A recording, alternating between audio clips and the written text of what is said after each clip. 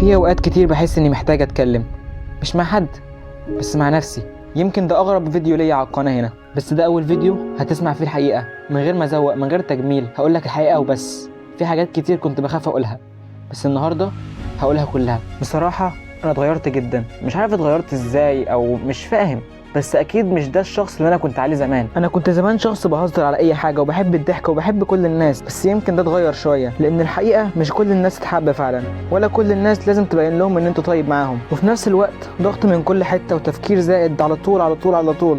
اصلا بقيت بصحى مش عارف انا مكمل ليه. اوقات بحس اني بعمل كل حاجه صح وبرضه مش بوصل، اوقات تانية بحس اني بضيع وقتي اصلا، بس برضه في حته جوايا عندها يقين ان ده الطريق الصح. في ناس كتير بتشوفني جامد وواثق وبتاع، لدرجه ان هم ممكن يحقدوا عليا اساسا، بس هم مش عارفين انا قد ايه بعاني من جوه اصلا، قد ايه بفكر عن تفكير زائد كتير جدا بيحصل، قد ايه اصلا مش بعرف انام بالليل من كتر التفكير. ممكن افكر في حاجات 500 حاجه في نفس الوقت. ساعات بحس ان لو حكيت هيبان عليا ضعيف، بس في نفس الوقت لو ما حكيتش هبقى مخنوق من جوه، انا عايز اتكلم.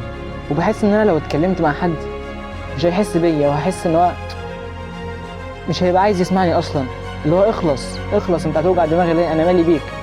ودي حقيقه، خلي بالك انت لو حكيت لحد عن كل مشاكلك هيزهق منك. عشان كده قاعد دلوقتي بحكي وبتكلم مع الشخص اللي عمره ما كذب عليا ولا كذبت عليه، وهو نفسي، مش انت خلاص. حبيبي برضه انت ونفسي كده واحد. قعدت مع نفسي وقلت لي يا يوسف، انت ليه بتخاف تقول الحقيقه؟ ليه بتخاف تتكلم؟ ليه بتخاف تطلع اللي جواك؟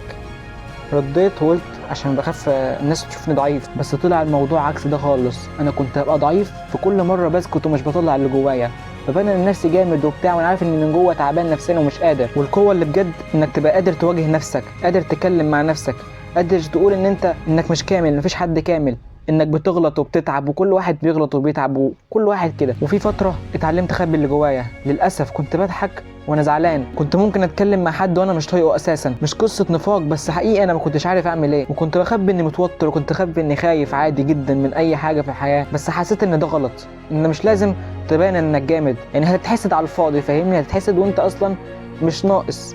وفي نفس الوقت بصراحه كده اريح، كده اريح انك تبقى على طبيعتك نهائي. طبيعتك مفيش حد اصلا هيبقى زعلان من طبيعتك، انت طبيعتك، كل واحد ليه طبيعه، محدش بيبقى زعلان من طبيعة أي حد تاني خالص. بس برضو الحياة مش سهلة، بيبقى فيها صدمات كتير جدا، يعني في صدمات كتير بتواجهك، ناس بتسيبك وناس بتيجي، وناس تانية بتبقى مش فاهم هي عايزاك ولا مش عايزاك.